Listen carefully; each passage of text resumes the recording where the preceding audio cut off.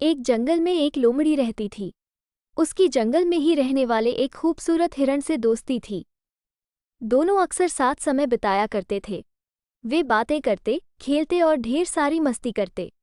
हिरण को लोमड़ी की दोस्ती पर बड़ा भरोसा था, इसलिए उसके मांसाहारी होने पर उसने उससे दोस्ती की थी। जंगल के अन्य जानवर उसे लोमड़ी से दूर रहने की सलाह देते, लेकिन उसे भरोसा था कि दोस्ती की खातिर लोमड़ी उसे कभी नुकसान नहीं पहुंचाएगी। एक दिन एक बूढ़ा शेर जंगल में आया।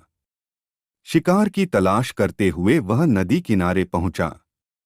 वहां नदी के दूसरे किनारे पर उसे हिरण नजर आया, जो लोमड़ी के साथ खेल रहा था।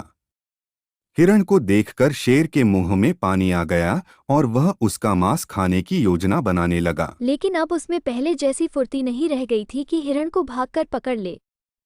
उसने बहुत सोच विचार किया और अंततः लोमड़ी को अपने साथ मिलाने का इरादा कर लिया। लोमड़ी को अपने पास बुलाया और उससे कहा, लोमड़ी, क्या तुम मेरी सहायक बनोगी? तुम्हारा काम होगा जंगल के जानवरों को फुसलाकर मेरे पास लाना। पास आते ही मैं उनका शिकार कर लूंगा और हम दोनों आधा आधा मांस बांट लेंगे। लोमड़ी ने शेर का प्रस्ताव स्वीकार कर लिया। अगले दिन से उसे काम शुरू करना था।